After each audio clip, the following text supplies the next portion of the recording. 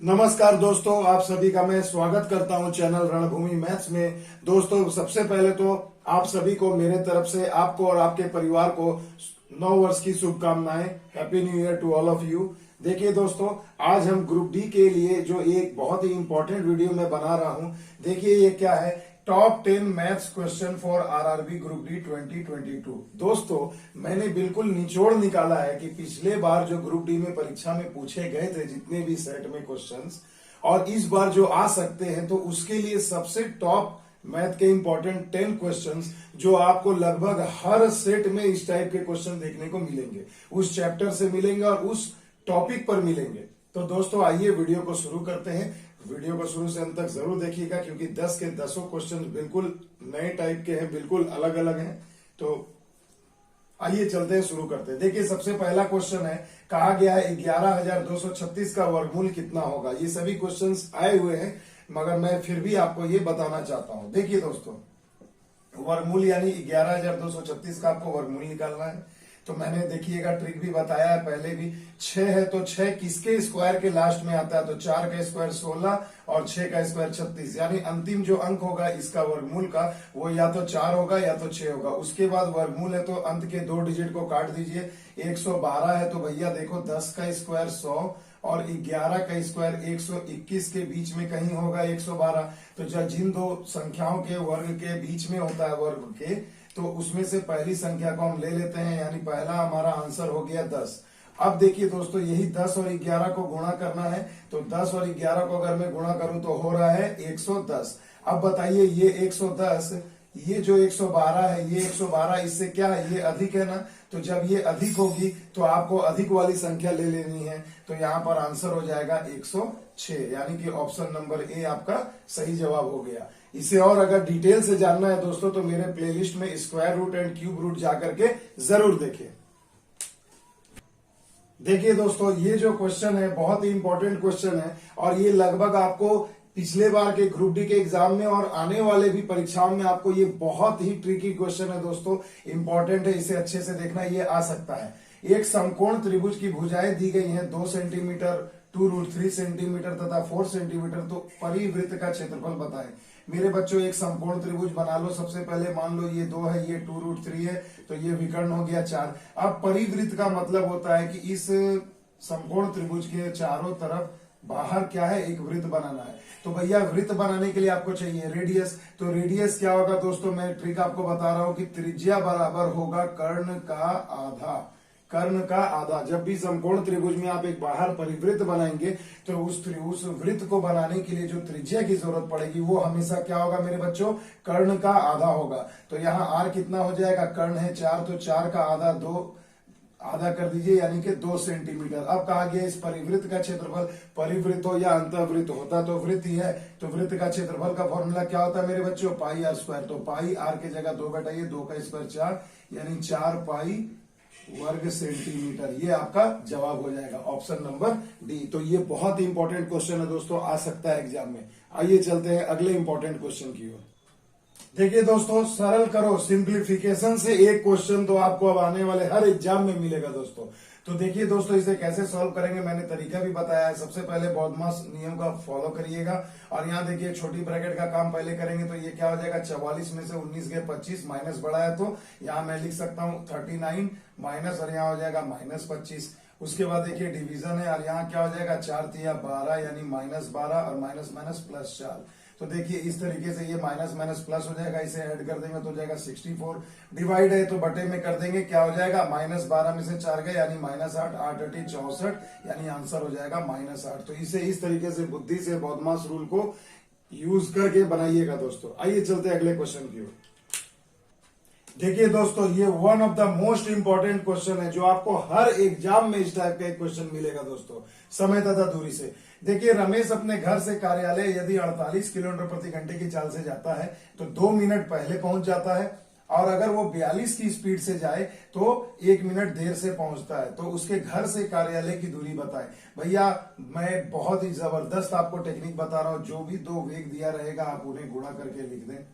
फिर इन्हीं दोनों का अंतर को नीचे लिख करके भाग दे दे तो 48 में से 42 गए यानी 6 लिख दीजिए। अब मेरे बच्चों ध्यान दीजिएगा, एक है 2 मिनट पहले और एक है 1 मिनट देर। तो देखिए पहले पहुंच रहा है और एक बार देर में पहुंच रहा है, दोनों विपरीत है तो हमेशा दोनों को जोड़ देना। तो 2 और 1 कितना हो जाएगा 3, और मिनट ऐसे घंटा में बदलेंगे तो क्या कर देंगे मेरे बच्चों, ये 60 से डिवाइड कर देंगे, यही आपकी अभीष्ट दूरी हो जाएगी। अगर मेरे बच्चों यहाँ पर देर रहता तो घटा देते, पहले रहता तो भी घटा देते। अगर विपरीत रहे, पहले रहे, देर रहे, जल्दी रहे, देर रहे, तो आप उसे ऐड कर दीजिएगा, बस सिंपल। अब इसे कटा दो मेरे बच्चों, 7 छके 42, 3 से गए 20 बार में। उसके बाद मेरे बच्चों इसे ऐसे कटा दो, 4 पचे 20, 4 एकम 4, 4 दुनिया 8, 12 सते 84/5। तो 84/5 कितना होता है मेरे बच्चों, 16.8। 5 एक के 5 हो गए, और यहां से आपका 3 बचेगा 34, 5 छके 30, 5 अटे 40, यानी 16.8 किलोमीटर उसके रमेश के घर से उसके कार्यालय की दूरी होगी। आ गया बच्चों मजा? बहुत इंपॉर्टेंट है ये, बिल्कुल आता ही है दोस्तों। देखिए मेरे बच्चों, ट्रिग्नोमेट्री से एंगल वाला एक सवाल आपको जरूर देगा। कहा गया 3 cos square x minus 2 sin square x बराबर -0.75 हो तो एक्स का मान ज्ञात करें, यानी ये एंगल आपको निकालना है। और कभी कभी एग्जाम में क्या रहेगा, आपको एंगल यहाँ दे दिया रहेगा तो वो वैल्यू आपको निकालनी है। क्लियर है मेरे दोस्तों? यानी इस टाइप का एक क्वेश्चन बिल्कुल आता ही है। तो मेरे बच्चों, ऐसे सवाल को बनाने के मैं आपको 2 तरीके समझाता हूं। एक तो आपको ऑप्शन दिया रहेगा एंगल, अगर आपको जल्दी बनाना है तो आप यहाँ सिंपल वैल्यू पुट करके कैलकुलेट करके देखिए इसके बराबर आ रहा है कि नहीं। मगर ऑप्शन से बनाने में मेरे दोस्तों थोड़ा हो सकता है कि आप पहला जो ऑप्शन ले वो आंसर ना हो, तो it will take some more time, आपका ज्यादा समय बर्बाद हो सकता है। तो आइए मैं आपको एक और धांसू तरीका बताता हूँ। देखो मेरे बच्चों, या तो कॉस को साइन में बदल दो या साइन को कॉस में बदल दो, दोनों को हमेशा अलग अलग मत रखना, एक ही में बदल दो। तो मैं जानता हूं 3 cos स्क्वायर थीटा बराबर क्या होता है मेरे बच्चों, 1 माइनस साइन स्क्वायर थीटा। तो x लिख दिया, यहाँ बस अब सिंपल है, सबको एक ही में मैं बदल दिया हूं। अब देखो फटाफट आंसर आ जाएगा, 3 minus 3 sine square x minus 2 sine square x बराबर -0.75। ये हो गया भैया। अब मेरे बच्चों जरा देखो, यहाँ माइनस इसे प्लस कर लो जरा, तो क्या हो जाएगा, देखो 3 और 2 5 है, तो अगर ये तो -5 स्क्वायर एक्स होता, मैंने माइनस कॉमन ले लिया, और 3 यहाँ पर क्या हो जाएगा, माइनस हो जाएगा, और ये भी देखो माइनस था तो प्लस हो जाएगा। और 0.75 को मैं क्या लिख सकता हूँ बच्चों, 3/4 लिख सकता हूँ ना। 75/100 तो 25 दिया 75, 2500 के 100। सिंपल है, 3 को उधर ले जाओ, इसे सॉल्व कर लो मेरे बच्चों।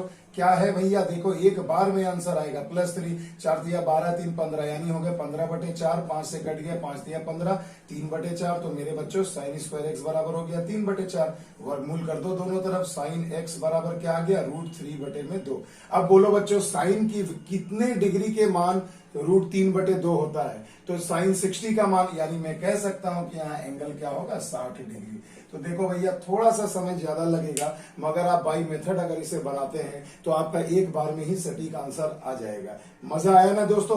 और या तो एक और बाईपास मेथड में बता रहा हूं कि 4 ऑप्शन है, चारों की वैल्यू पुट करिए, जिसका कैलकुलेशन जिस बच्चे का तेज है तो यहाँ पर वैल्यू पुट करके सॉल्व करते जाइए। देखिए जिसमें -0.75 आ जाएगा वही वाला एंगल आपका आंसर होगा। तो दोनों तरीका मैंने आपको समझा दिया दोस्तों, अच्छे से देखना। देखो दोस्तों, बहुत ही जबरदस्त क्वेश्चन है। एरिया से आपको ऐसे ही दे दिया जाएगा कि एक घन की कोर की लंबाई कितनी है, 4 सेंटीमीटर बढ़ा दी जाए तो उसका आयतन 988 घन सेंटीमीटर बढ़ जाता है। तो घन की मूल भुजा बताएं। तो मेरे बच्चों, आपको तो पता होगा कि घन का आयतन का फॉर्मूला क्या होता है, भुजा का क्यूब। और अब कहा गया है कि अगर इसकी भुजा को मैं 4 सेंटीमीटर बढ़ा दूं तो आयतन 988 घन सेंटीमीटर बढ़ जाता है। तो मेरे बच्चों ये सोचो कि इस अगर पुरानी भुजा है उसके आयतन में 988 घन सेंटीमीटर की वृद्धि हुई। ऐसा कब हुआ मेरे बच्चों? तब हुआ जब मैंने भुजा को 4 बढ़ा दिया। तो अब नई भुजा ये हो गई, तो उसका आयतन निकालने के लिए भुजा का क्यूब कर दीजिए। देखिए इक्वेशन आपका सेट हो गया, देखिए कितने चुटकियों में बना दिया मैंने। अब आपको कहा गया है कि भैया भुजा बताएं, मूल भुजा यानी पुरानी भुजा यानी ए। तो मेरे बच्चों 9786 से इतना आपको करने की जरूरत ही नहीं है। आप एक सिंपल सा चीज सोचो कि ये बारी बारी से ये ऑप्शन को यहाँ पुट करके देख लो, जिसमें दोनों तरफ बराबर आ जाए वही आंसर हो जाएगा। तो भैया देखो 7 अगर मैं लूं तो 7 सते 49 और 7 9 63, यानी 340, यानी आपका लास्ट में यहाँ पर क्या आएगा मेरे बच्चों, 3 आएगा, 8 3 11 आएगा। तो 11 किसमें लास्ट में 1 कब आएगा, तो जब मैं 7 4 11 लूं, 11 का क्यूब कर दूं तो 1331 होता है। तो देखो एक बार में ही मैंने आंसर निकाल लिया। आप यहाँ पर वैल्यू पुट करके भी देख लेंगे, तो यहाँ आपका आंसर हो जाएगा 7 सेंटीमीटर। समझ में आया मेरे बच्चों? आइए चलते अगले क्वेश्चन की ओर। देखिए दोस्तों, बहुत ही मजेदार क्वेश्चन है। ये एज से है, एक क्वेश्चन तो यहां से आपको आएगा ही। ए और बी की वर्तमान आयु का योग है 77। तो मेरे बच्चों मान लो कि ए की आयु अगर मान लेता हूं मैं x है, तो बी की कितनी हो जाएगी मेरे बच्चों, तो बी की हो जाएगी 77 माइनस x। यहां तक तो क्लियर है। अब कहा गया 7 साल पहले ए की आयु, तो भैया मेरे 7 साल पहले -7 लिख देता हूं, इससे पता चलेगा कि 7 साल पहले। तो ए की आयु क्या होगी, तो x अभी ए की आयु x है, तो 7 साल पहले क्या होगी, x -7 होगी। और कहा गया बी की आयु का, तो बी की आयु कितनी होगी, तो सोचो बी की आयु अभी है 77 माइनस x, और अगर इसमें मैं 7 साल पीछे जाऊं तो -7 करना होगा कि नहीं। तो कहा गया है अब 7 साल पहले ए की आयु बी की आयु का कितनी थी, 2.5 गुना। तो यहाँ 2.5 से गुणा कर दो। तो पूछा जा रहा है ए की वर्तमान आयु। अब तो आप इसे सिंपल है, इजीली सॉल्व कर सकते हैं कि नहीं मेरे बच्चों। तो देखिए इसे आप इसे सॉल्व कर लीजिए। तो x -7 हो जाएगा, 7 से गुणा कर लो मेरे बच्चों, तो कितना हो जाएगा। और यहाँ 2.5 को थोड़ा सिंपल करना है, तो उसे आप 5/2 भी लिख सकते हैं मेरे बच्चों, लिख सकते हैं कि नहीं। अब देखो ये कितना हो जाएगा, 77 में से 7 जाएगा तो 70 बच जाएगा, 70 माइनस x, और 2.5 को कर देता हूं मैं 5/2, 2 को इधर ला दो, 2x माइनस 14 बराबर 350 माइनस 5x। अब 5 इधर आ गए तो 7x बराबर कितना हो जाएगा, 364। 7 से कटा दो, 7 5 35, 7 दूनी 14, यानी x बराबर 52। यानी कि ए की वर्तमान आयु कितनी आ गई दोस्तों, 52 वर्ष। देखो हम इक्वेशन से भी इसे आसानी से सॉल्व कर सकते हैं मेरे बच्चों। आइए चलते हैं अगले क्वेश्चन की ओर। देखिए दोस्तों, बहुत ही मजेदार क्वेश्चन है। पाइप तथा टंकी से बिल्कुल आपको 1 से 2 क्वेश्चन मिलेंगे ये एग्जाम में। कहा गया है एक पाइप ए किसी टंकी को 6.5 घंटा, बी 16.5 घंटा में भर सकता है तथा सी इसे 9.9 घंटे में खाली कर सकता है। मेरे बच्चों ध्यान दीजिएगा। तो देखिए बच्चों, सबसे पहले ना जब भी ऐसे क्वेश्चन रहे जिसमें एक से अधिक आपको नल दिया रहे, पाइप दिया रहे, तो आप पहले ना सबका मिल करके एक साथ काम निकाल लो कि 1 घंटे में वो लोग कितना करेंगे। मैं इफिशिएंसी मेथड इसलिए नहीं जा रहा हूं क्योंकि देखो यहाँ पर दशमलव में दिया है, हो सकता है कॉम्प्लिकेशन आए कैलकुलेशन में। तो चलो मैं आपको एक सिंपल तरीका बताता हूं। तो ऐसे मैं कह सकता हूँ ना a + b - c, क्योंकि दोनों भर रहे हैं तो प्लस है और ये खाली कर रहा है तो माइनस है। इसका 1 घंटे का कितना होगा, 6.6। इसका कितना होगा, 1/16.5। इसका होगा 9.9। अगर आप एलसीएम लेते हैं मेरे बच्चों तो देखो ये 15 हो जाएगा। 16 से अगर 16.5 से अगर आप कटाएं तो 9 बार में जाएगा और ये 10 बार में जाएगा। तो 25 में से 25, 15 और 9 5 14, 24 में से 10 जाएंगे मेरे बच्चों, तो कितना हो जाएगा।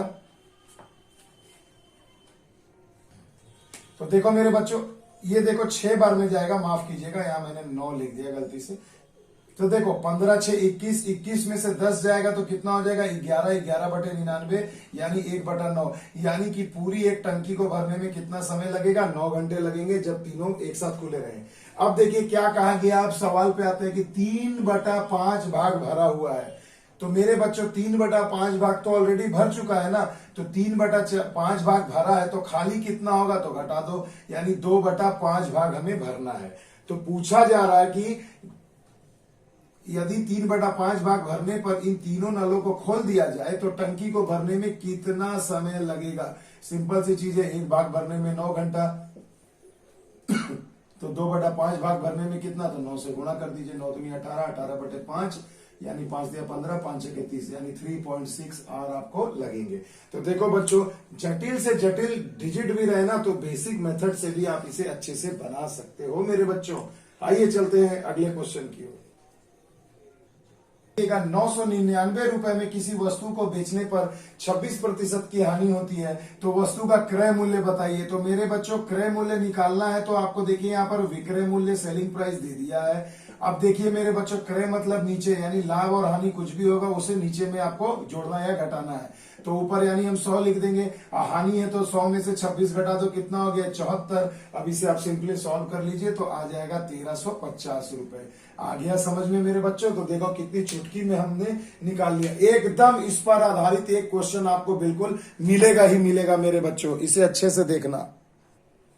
तो देखिए मेरे बच्चों, अब ये आखिरी सवाल है इस वीडियो का, और भी इंपॉर्टेंट है दोस्तों, मगर ये 10 क्वेश्चंस ऐसे हैं ना जो आपको इस टाइप का या इस चैप्टर पर आधारित मिलेगा ही मिलेगा मेरे बच्चों। सबसे इंपॉर्टेंट देखो, ये गुणनखंडों पर आधारित प्रश्न आपको एग्जाम में मिलने की संभावना बहुत ज्यादा है मेरे बच्चों, क्योंकि पिछले बार और अभी एसएससी के जितने भी एग्जाम हो रहे हैं देखिएगा उन सभी में गुणनखंडों पर आधारित क्वेश्चन जरूर पूछे जा रहे हैं। तो देखो बच्चों, मैंने गुणनखंड पर आधारित एक प्रॉपर फुल वीडियो भी बनाया है। अगर जो बच्चे नए हैं मेरे चैनल पर या जिन्हें समझ में नहीं आता है, वो प्लीज प्लेलिस्ट में जाकर गुणनखंड फैक्टर पर आधारित प्रश्न हेडिंग शीर्षक वाला वीडियो जरूर देखिए। सारा का सारा ज्ञान आपका क्लियर हो जाएगा, बहुत ज्ञान की प्राप्ति होगी। तो देखिए मेरे बच्चों, इसे चलिए मैं थोड़ा डिटेल में बताता हूं। कहा गया 360 के गुणनखंडों की संख्या बताएं। तो मेरे बच्चों, इसे करने के लिए आपको क्या है, मैंने जैसा पहले भी बताया था कि सबसे पहले अभाज्य गुणनखंड निकालिए। तो देखो मैं बहुत ही लेंदी और बेसिक तरीके से आपको बताता हूं। चलिए, तो देखिए ये एलसीएम निकाल लिया, 5 9 45, 3 त्रिके 9। अब इसे ऐसे लिख दो जैसे 1 2 3, तो 2 कितने हैं, 3 है। उसके बाद देखो 5 कितने हैं, 5 आपको एक ही है, और 3 कितने हैं मेरे बच्चों, 2 है। तो देखो हमने यहाँ पर लिख दिया। तो देखो सभी अभाज्य संख्याएं हैं कि नहीं, बस यही करना है आपको। अब क्या करना, जो भी पावर है ना उसमें 1 जोड़ के लिख दो। तो यहाँ पावर 3 है, 3 और 1 4 हो गया। और यहाँ देखो 1 है तो 1 जोड़ दो तो कितना हो गया, 2। और यहाँ देखो 2 है तो 1 जोड़ दो कितना हो गया, 3। बस सबको गुणा कर दो, आपका आंसर आ गया। 4 दूनी 8, 8 दिया 24, यानी के 360 के गुणनखंडों की संख्या कितनी होगी मेरे बच्चों, तो 24 होगी। आ गया बात समझ में। देखो बच्चों, चुटकियों में सॉल्व कर लिया। तो दोस्तों ये एक छोटा सा वीडियो आज मैंने बनाया है, नए वर्ष की शुरुआत की है यूट्यूब पर फिर से एक बार, ताकि मैं आपको एक ऐसा वीडियो दे सकूं जिससे आप 10 या 15 मिनट में 10 सवाल देखे तो 10 चैप्टर आपके दिमाग में आ जाए, 10 टाइप के क्वेश्चन आपके दिमाग में आ जाए जो परीक्षा में बिल्कुल आएंगे ही। तो चलिए दोस्तों, मिलते हैं अगले दिन नए वीडियो, नए ट्रिक, नए लॉजिक, नए कंसेप्ट के साथ। तब तक के लिए दोस्तों फिर से एक बार आप सभी को नव वर्ष की ढेर सारी शुभकामनाएं। चलिए दोस्तों, तब तक के लिए जय हिंद, जय भारत।